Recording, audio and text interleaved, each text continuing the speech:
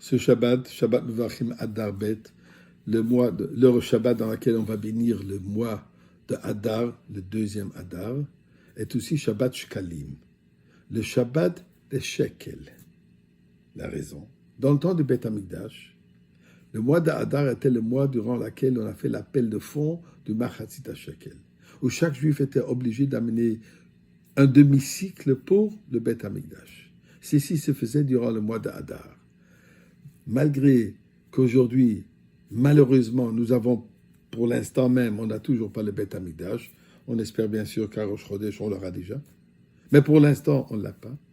Alors, pour garder cette coutume, pour commémorer cette mitzvah, les Chachamim nous ont institué que les Shabbats avant Rosh Chodesh Adar, on va lire dans la paracha de la Torah, la mitzvah de Machatzit Shekel. Et ceci se trouve au début de Parashat Kitissa qu'on a lu dernièrement. La Torah de nous dire Kitissa et Rosh Bnei Israël Ifkudehem.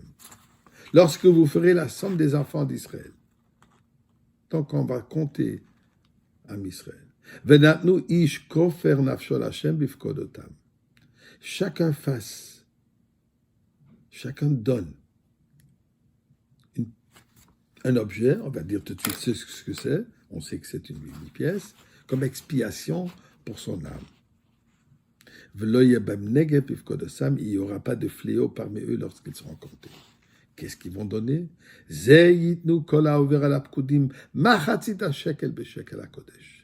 Ceux-ci vont donner, chacun va donner un demi-cycle de ces pièces, cycle de Kedusha, donc du Beth Amikdash.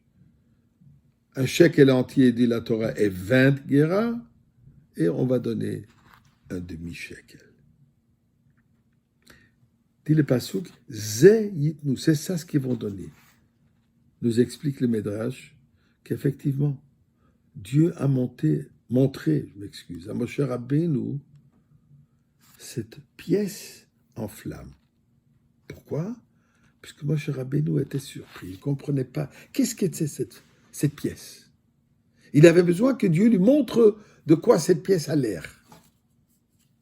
Essayons de comprendre. Moshe Rabbeinu nous a enseigné toute la Torah. D'ailleurs, le mot Torah contient la valeur numérique des 611, ce qui correspond aux 611 mitzvot que Moshe Rabbeinu nous a enseignés. 2 mitzvot parmi les 613, donc les premiers des 10 commandements, on a entendu de Dieu directement. Le reste, c'est Moshe Rabbeinu qui nous a enseigné. Des mitzvot qui sont bien plus compliqués qu'une demi-pièce. Mitzvot de Paradouma, mitzvot de Shatnez, mitzvot de Kashrut, Shabbat, et ainsi de suite. Toutes les mitzvot, elles sont bien plus compliquées que cette demi-pièce. Moshe Rabbeinu savait ce que c'était l'argent. Il est en train de faire un appel de fonds pour la construction du Mishkan. Il a donné un compte rendu, il a fait toute une comptabilité très précise. Donc il sait ce que c'est l'argent. De quoi est-ce qu'il était ici perdu? Qu'est-ce qu'il n'a pas compris? Eh bien, il nous explique Tosafot. Ce que Moshe Rabbeinu n'a pas compris, c'est pas qu'est-ce qu'elle est cette pièce. Mais il demande, c'est quoi cette valeur extraordinaire de cette pièce qui peut venir pour nous pardonner le péché du veau d'or? C'est ça ce que Moshe Rabbeinu ne comprend pas. Est-ce possible pour un péché aussi grave que le péché du veau d'or qui est l'idolâtrie? Une demi-pièce, une pièce de si peu de valeur suffit pour se faire pardonner. Ça, Moshe Rabbeinu dit. Donc, capiche, je ne comprends pas. Eh bien, la réponse, Dieu lui donne en lui montrant cette pièce en flamme. Effectivement, dit Akadosh Baruch Hu, si ce n'est qu'une pièce froide de métal, pas de grande valeur. Mais si c'est une pièce qui est donnée avec la flamme de l'âme, là, tout peut se faire pardonner. Même le péché du veau d'or. Si on se donne corps et âme, et nous reconnaissons que nous ne sommes qu'une moitié, l'autre moitié, ou plutôt la première moitié, c'est Akadosh Baruch Hu.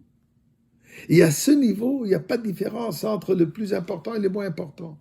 Puisque normalement, on aurait dit, il y a des gens qui étaient plus impliqués dans le péché du veau d'or, et ceux qui étaient plutôt de l'arrière, ils ont participé puisqu'ils se sont laissés entraîner. Mais il y a toujours les leaders, il y a ceux qui se font entraîner. Bien sûr que les leaders de cette campagne de Chet HaEgel auraient dû faire une plus grande teshuva. Nous dit Akadosh Baruch Hu, on ne parle pas d'une expression extérieure, on parle de l'expression de l'âme, la flamme de l'âme dans la flamme de l'âme. Il n'y a pas de différence entre une et l'autre. Cette flamme, elle est universelle. Cette flamme, elle est égale à tout le monde. Dieu lui montre cette pièce en flamme. Là, Moshe Rabbeinu comprend pourquoi on se fait pardonner. Eh bien, c'est cette flamme que nous possédons tous, que nous devons allumer en nous, cette flamme d'amour vers Akadosh Baruch Hu, cette flamme d'Emouna, cette flamme de reconnaître que nous ne sommes qu'une moitié. Mais une moitié de qui? Une moitié d'Akadosh Baruch Hu. Donc nous avons une force infinie. En reconnaissant cela, et en l'allumant, et en se laisser réchauffer par cette flamme, nous allons arriver dans le Beth Amikdash et voir la flamme du Beth Amikdash.